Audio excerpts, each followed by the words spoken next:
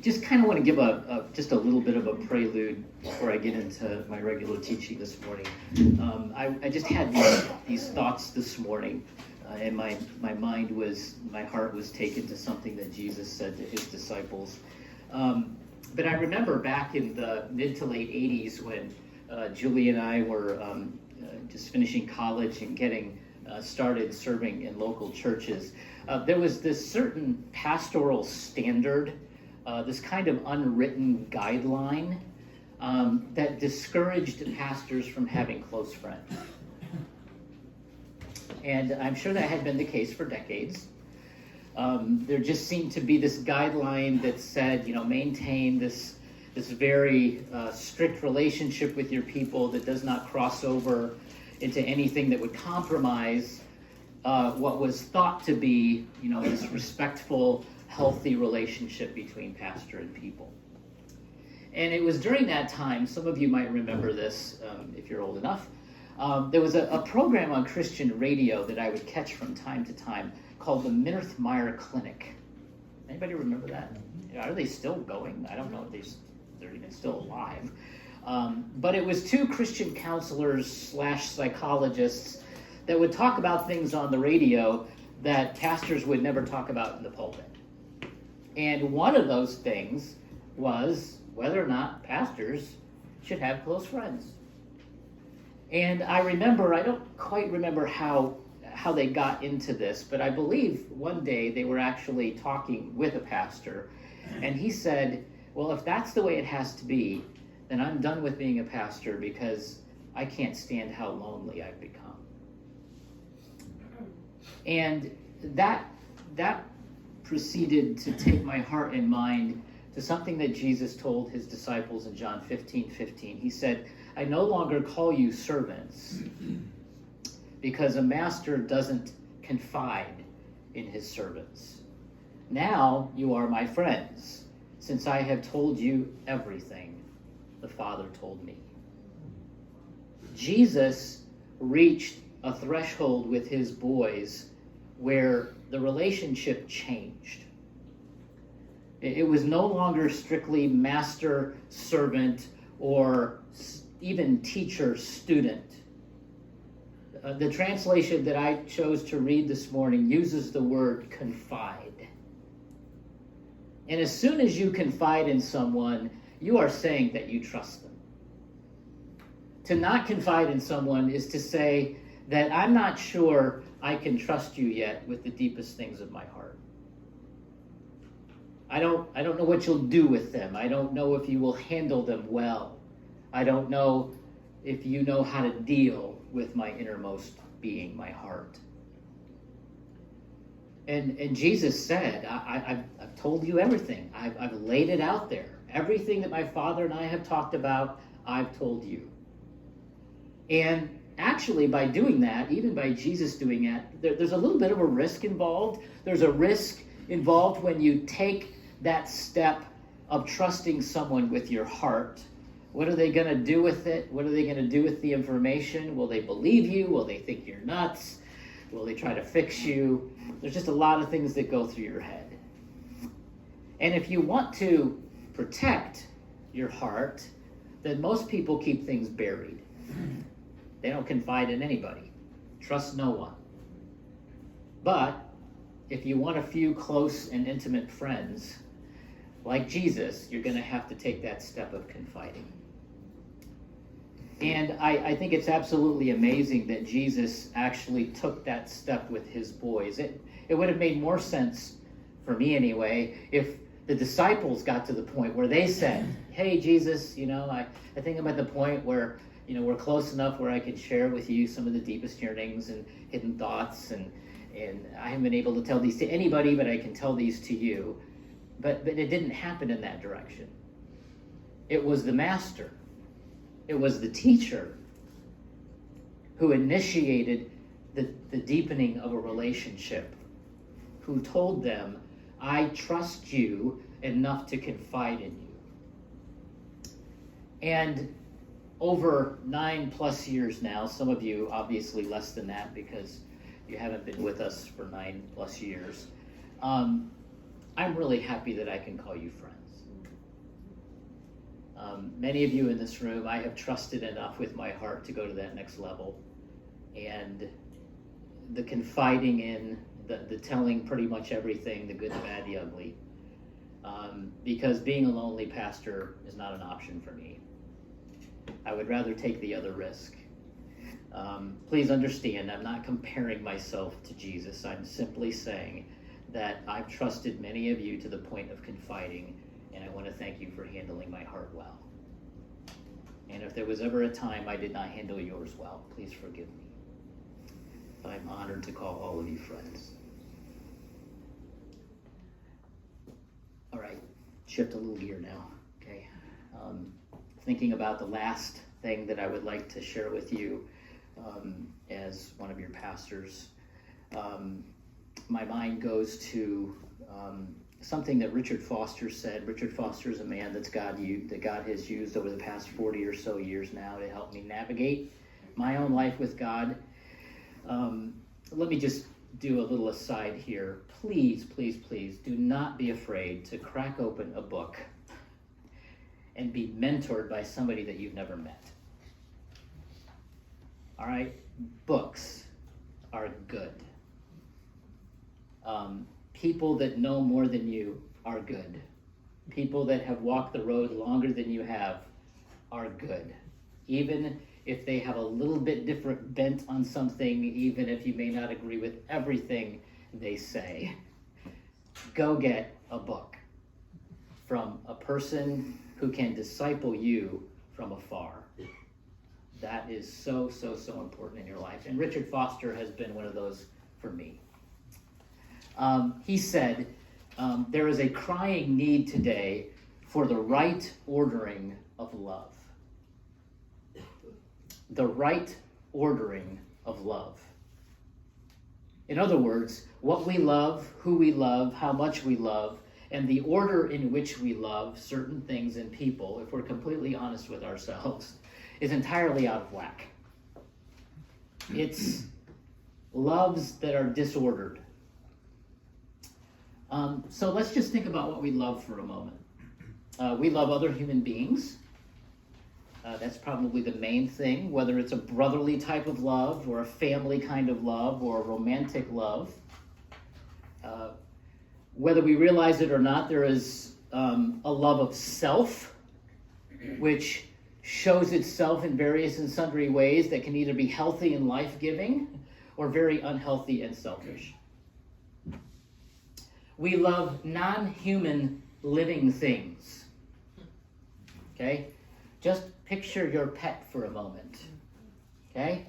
I'm so sorry, Liv and Jim, that's a really fresh memory for you. They lost their little puppy this week. Their little, not a puppy, okay? A little dog who lived a good life, good long life. But we love non-human living things. We even love nature. When we go out on a hike or something, we say we love that. We love our own perceptions and opinions of things, don't we? We love to be heard. We love to voice what we think about this or that. Maybe that's why social media has become what it has become today, because we love to hear ourselves talk. This one's a little hard to explain, but we tend to love a predictable life. You know, give me steady and predictable rather than the unknown and a few adventures, even if it's boring. Many of us would rather have a boring life than something that, kind of changes every once in a while. We love experiences.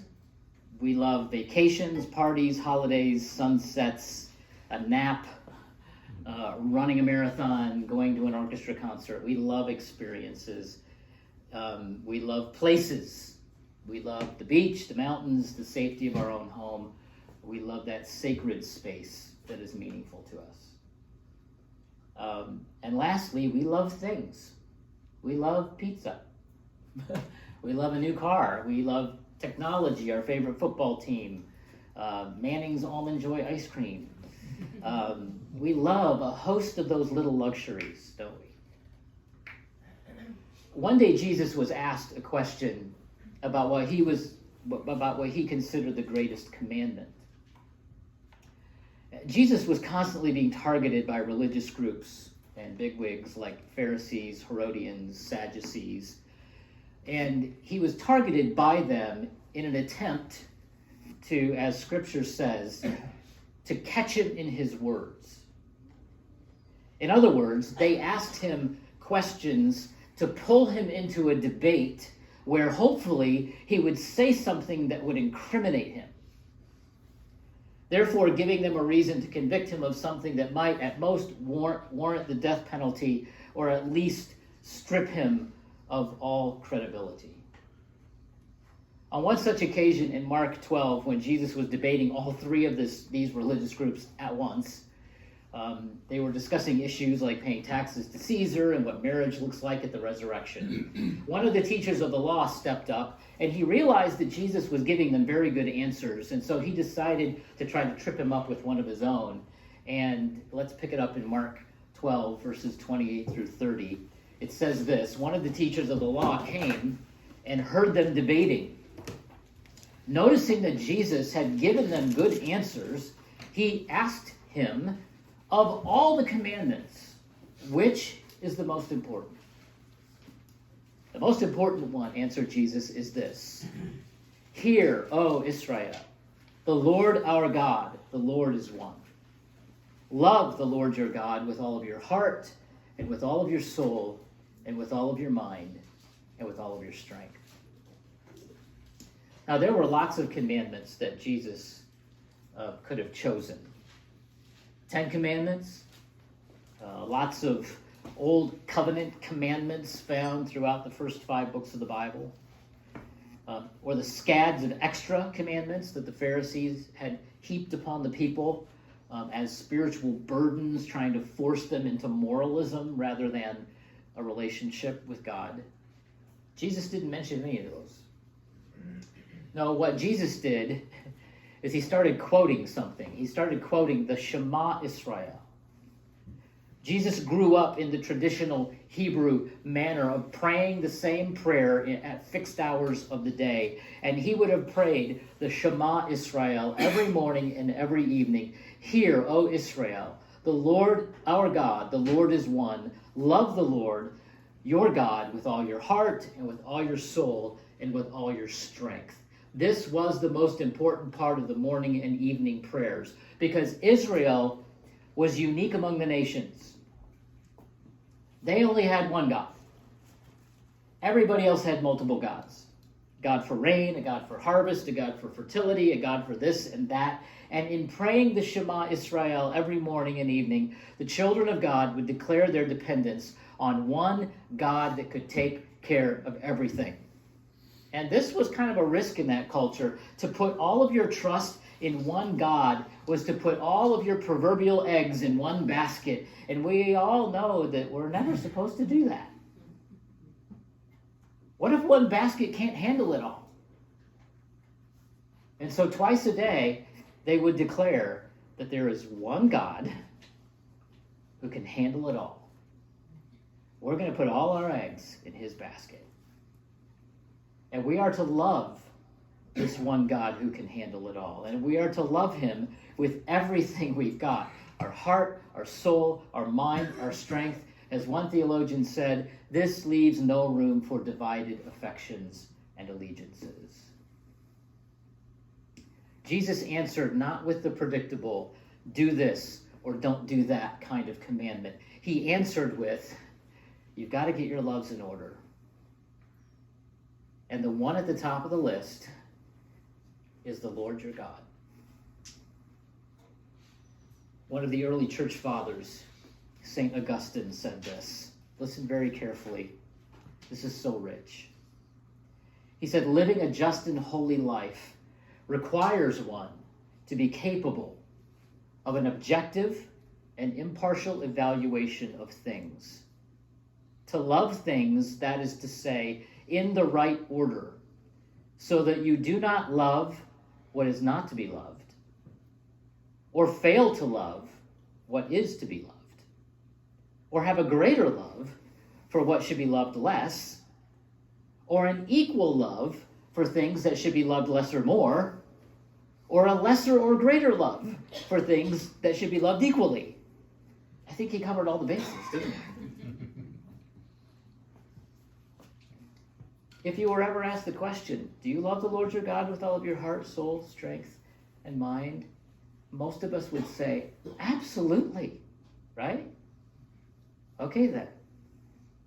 You should be all right with an objective and impartial evaluation of that. So should I. Oh, you mean I can't just blurt out yes? You see, the right ordering of loves means that you have to evaluate the current order of things you love and the extent to which you love them. Loving God first and foremost does not mean that you cannot love other things. In fact, loving God first and foremost will allow you to love all people and things in the correct order, in the right amount, and in the way that brings proper fulfillment and joy while not taking the place of God. But if we don't love God first and foremost, all these other people and things are going to compete and jockey for that position. The end result is a list of loves that is severely disordered. Jesus goes on to tell us what or who we should love as an outgrowth of our love for him. He's saying, what's next? What's the right order? Who or what is next in order? And he says that we are to love our neighbor. He said the second is this: love your neighbor as yourself. There is no commandment greater than these. And for this one, Jesus dipped way back into the Old Testament. And he went to the only place where this commandment is given in the rest of Scripture. Leviticus 19:18 of all things is the only other place where it says, love your neighbor as yourself. And the way Jesus constructed his answer, he put both of these commandments on the same par with each other. Not here's one and here's two, not two underneath number one, but two right beside number one, on the same par. It's not second in importance. It is equally important. And Jesus combined the two of these in such a way as to make them one. There is no commandment, no one commandment greater than these two commandments.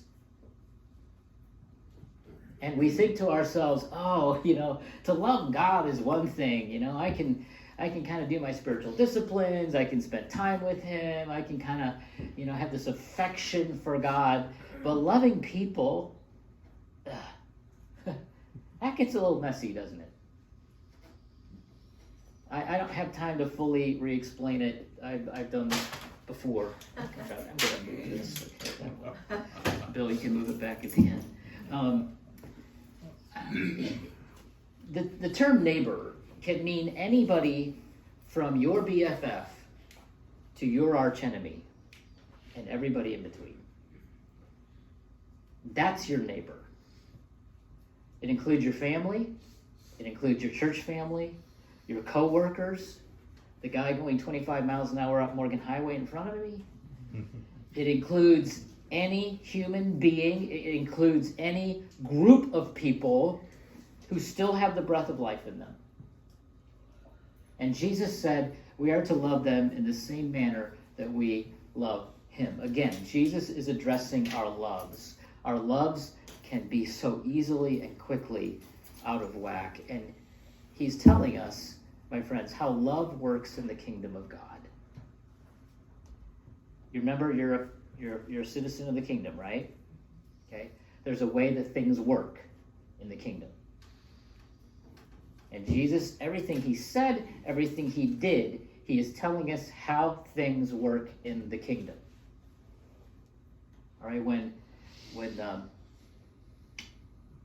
Julie and I know Kirsten has experienced this, when we were overseas in Thailand, we were given about a 30-minute cultural education on what you do and what you don't do in the kingdom of Thailand. All right? One thing you don't do is you never cross your legs and have your feet pointing at someone. That's a no-no. Bill, you're telling me that you hate me right now. Okay. Yes. And so that's what you do. You have, when you're in a group of people, you have your feet firmly planted on the ground. Okay? Because your feet pointing at someone is very rude. Okay? It's not the way it is here, but it's the way it is there. Their king is so respected. He's everywhere. I mean, he's on billboards, he's on their money, he's everywhere, and he is so respected that, if we were to, I don't think I have a coin in my, oh yes I do. Okay, if I had a coin in my pocket and it's going across the floor, what do you usually do? You step on it and you pick it up. Well, if you dropped a coin in Thailand with the king's face on it, you don't go running after it and do that. That's highly disrespectful. Okay? There are things, there's a way that things work in different cultures. And there's a way that things work in the kingdom, my friends. And one of the ways that we have to live in the kingdom is we love the Lord our God with all of our heart, soul, strength, and mind. And we love our neighbor on the same par that we love God.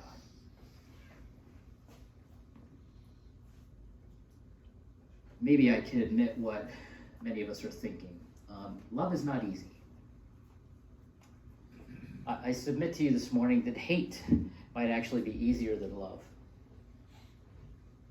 It's easier to hold a grudge than to forgive. It's easier to ignore someone than engage them. It's easier to walk away than to stay put and work it out. It's easier to be bitter than to give grace. It's easier to seek revenge than it is to seek reconciliation.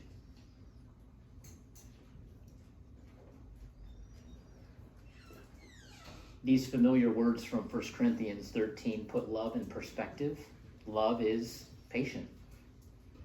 Love is kind. Does not envy. Does not boast. It is not proud. Does not dishonor others.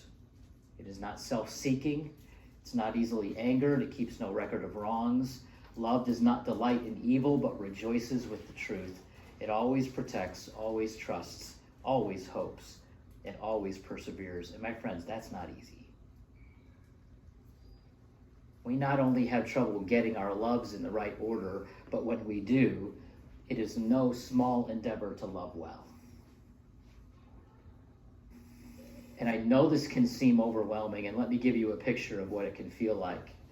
It's kind of what Julie and I have been experiencing over the last couple of months. It's like living in the same house for 20, 30, or 40 years, and then preparing to move. You know, you collected things over the years, and although things are not in terrible disorder, they are not, however, in the best order. Is anybody relating to this yet? Okay, you look at the garage and the attic and the basement and the closets, and you wonder why you didn't keep them in better order over the years. You wonder why you still have things that you haven't used in 10 or 15 years.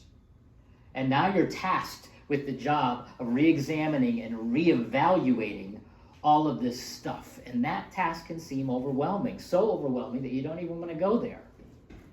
But let me suggest something. Yes, the mass of stuff staring at you is overwhelming, but the task of reordering it is actually very freeing. And we will never truly know how disordered we are until we begin to put things in order. And then we might begin to understand why life felt so out of sorts for so long. We just kept shoving stuff in the closet, putting stuff in the attic, and saying, I'll think about it later.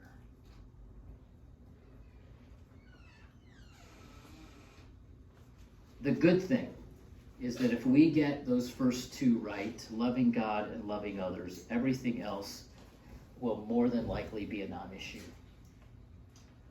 Love God with all of your heart, soul, strength, and mind. Love others with a 1 Corinthians 13 kind of love. And then you know what? Go ahead and love pizza. Love your dog. Love your favorite football team and your vacation and your restaurants or the book that you're reading, as long as you have those first two in order. Everything else will fall into their proper place. In the book of Ephesians, Paul said this.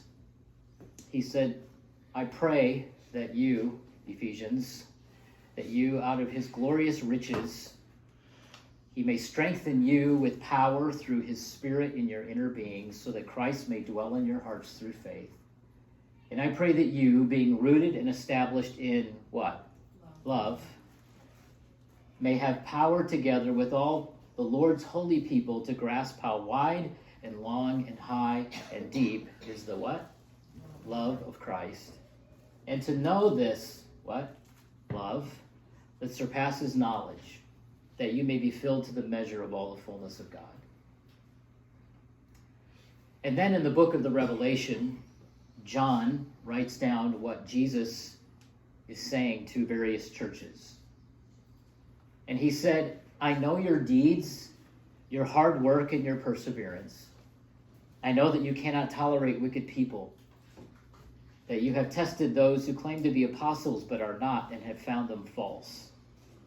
You have persevered and have endured hardships for my name, and you have not grown weary.